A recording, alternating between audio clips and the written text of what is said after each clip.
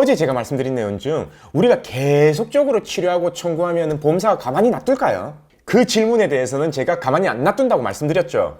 그러면 보험사가 가만히 안 놔두면 어떡할 건데? 라고 생각하시는 분들이 분명히 있을 겁니다. 지금부터 말씀드리겠습니다.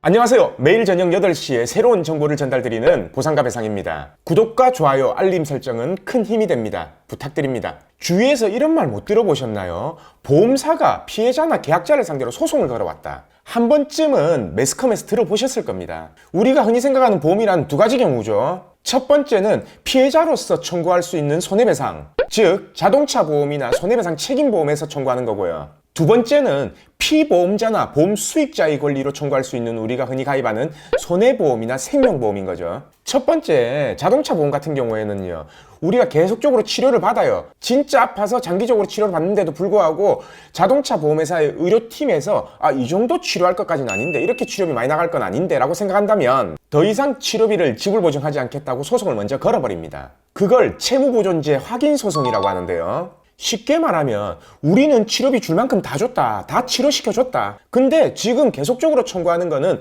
우리 사고랑 관계없는 치료비다. 그래서 더 이상 채무가 존재하지 않기 때문에 그걸 법원에서 확인시켜달라라고 하는 소송입니다. 두 번째가 자동차 보험뿐만 아니라 손해보험이나 생명보험에서도요, 계약자 등이 보험금을 청구했을 때 자기들이 면책 사유라 생각한다면 채무부존재 소송을 먼저 제기해버리는 경우가 있습니다. 그럼 이 두 가지 경우 다 의문이 생길 건데요. 아니, 피해자나 계약자 입장에서는 열받을 거 아닙니까? 돈 안 줄 거면 안 준다 말하면 되지, 왜 소송을 거냐? 분명히 이렇게 생각하시는 분들이 있습니다. 그래서 그걸 제가 알려드릴게요. 자, 생각해 봅시다. 보험사도요, 사람 성향을 봐가면서 소송 제기합니다.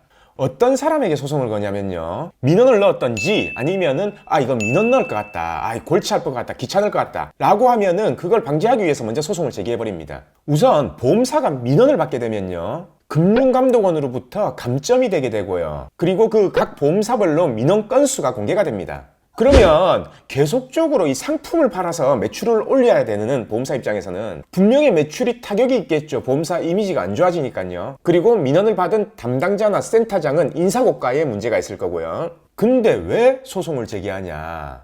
민원이 접수돼도요, 보험사에서 소송을 제기해버리면 민원 건수에 포함되지가 않습니다. 그리고 소송을 먼저 제기한 상태에서는요, 아무리 민원이 들어와도 그 민원은 무효화돼 버리는 겁니다. 왜냐? 법원에서 판단할 거기 때문에 금융감독원에서 신경을 쓸 수가 없는 거죠. 그래서 이 민원에 민감한 센터들은요, 이런 걸 사전에 방지하기 위해서 채무부존재 확인 소송을 먼저 제기해버리는 겁니다. 근데 소송을 제기해서요, 보험사가 이겨버리면요, 앞으로 보험금은 안 줘도 되면 물론이고 소송비용, 인지대 송달료, 변호사 비용까지 다 청구할 수가 있잖아요. 그렇게 소송이 들어오면은 우리 피해자나 계약자 입장에서는 둘 중에 한 개를 선택해야 돼요. 소송에 대응을 하냐, 아니면 굽히고 들어가서 소송을 취하해달라고 하냐. 앞으로 청구 안 하겠다. 근데요, 사실 굽히고 들어가서 소송을 취하해달라고 하는 피해자나 계약자들이 더 많습니다. 왜냐? 변호사를 선임하려고 보니까 이게 타산이 안 맞는 거예요.